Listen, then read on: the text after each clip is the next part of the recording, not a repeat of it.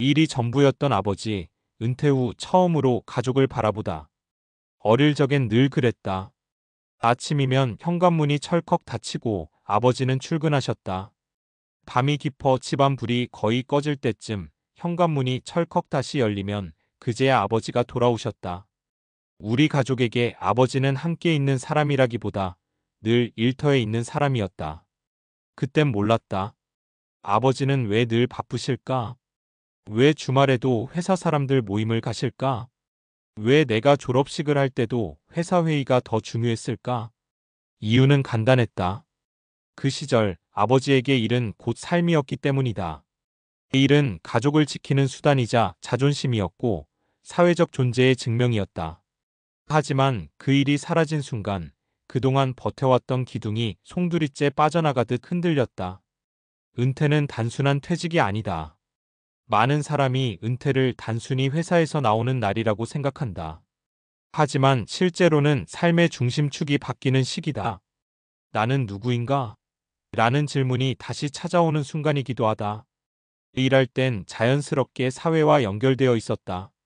사람을 만나고 책임을 지고 누군가에게 인정받는 일이 있었다. 그런데 은퇴 후에는 그 모든 게 순식간에 사라진다. 매일 아침 알람이 울리지도 않고 나를 필요로 하는 사람이 줄어든다. 이때 오는 공허감은 생각보다 크다. 한 조사에 따르면 퇴직 후 1년 내에 우울감을 경험하는 비율이 40%를 넘는다고 한다. 특히 남성에게서 그 비율이 높다.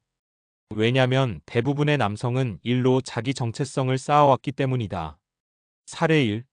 퇴직 후 6개월 아버지는 식탁에만 앉아 계셨다. 지인 중 한 분의 이야기다. 그의 아버지는 대기업에서 30년 넘게 근무한 전형적인 회사인이었다.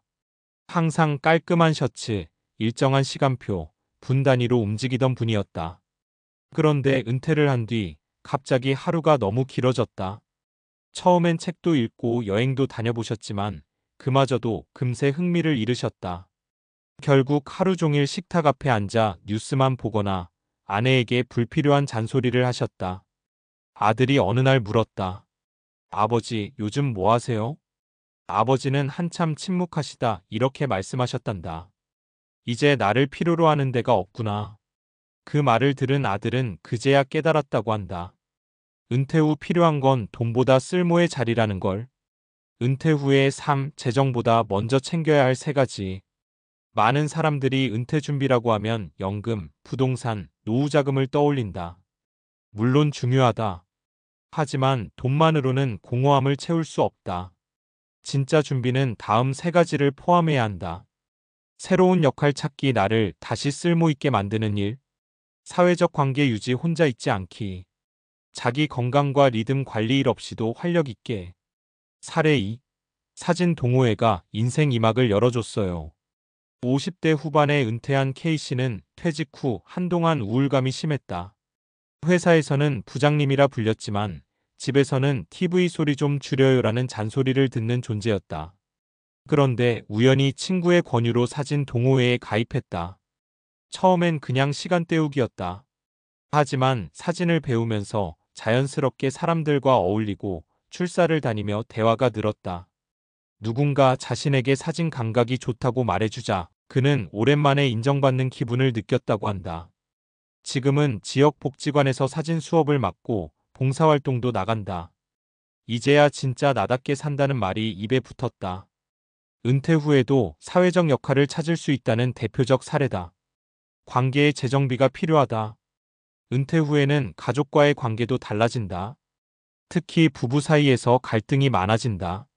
그동안 각자 일과 가정으로 나뉘어 살았는데 갑자기 하루 종일 같이 있게 되니까. 한 조사에 따르면 퇴직 후 부부 갈등이 늘었다고 답한 비율이 60%를 넘는다. 특히 아내 입장에서는 집안일을 방해만 하는 남편이 된 경우가 많다고 한다. 사례 3. 은퇴 후 아내와의 관계를 다시 배웠어요.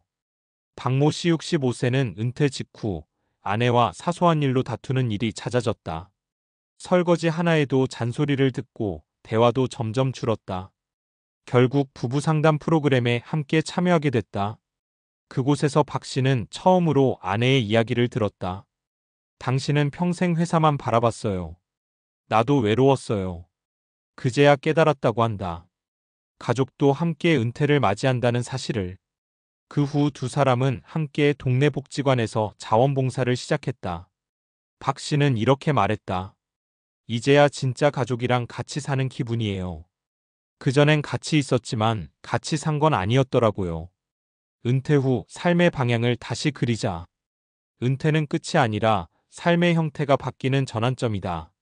지금은 평균 수명이 길어져 은퇴 후에도 30년 가까이 시간이 남는다. 즉, 인생의 이막을 어떻게 설계하느냐가 훨씬 더 중요해졌다. 이를 위해 전문가들은 세 가지 단계를 제안한다. 정체성 재정립 단계. 나는 이제 누구인가를 다시 묻는 시기. 일 대신 다른 가치 가족, 봉사, 취미, 배움을 중심으로 삶의 축을 세운다. 사회적 연결 회복 단계. 새로운 관계를 맺는 시기.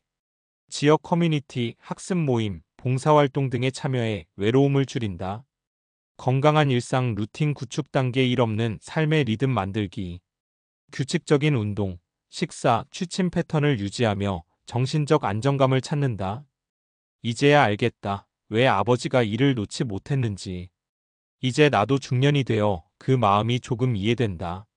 가족을 위해 일한 세월, 그건 단순한 생계가 아니라 존재 이유였다. 그걸 한순간에 내려놓으라니 얼마나 막막했을까. 하지만 그 막막함 속에서도 새로운 길은 있다. 일 대신 삶의 관계, 성과 대신 의미, 성과표 대신 미소와 감사의 순간을 쌓아가는 것. 어쩌면 은퇴는 그동안 가족을 위해 희생하느라 미뤄뒀던 진짜 자기 자신과의 만남인지도 모른다. 마지막으로 당신께 드리고 싶은 한마디. 혹시 지금 은퇴를 앞두고 있다면, 또는 이미 은퇴했지만 이제 뭐하지? 라는 막막함 속에 있다면 이 말만은 꼭 전하고 싶다. 은퇴는 당신이 사라지는 게 아니라 다시 태어나는 과정입니다. 당신은 여전히 쓸모있고 필요한 존재예요. 다만 예전처럼 회사가 아닌 삶의 무대에서 역할을 바꿔 연기할 뿐이죠. 그리고 그 무대에는 가족, 친구, 지역사회라는 새로운 조명이 켜져 있습니다.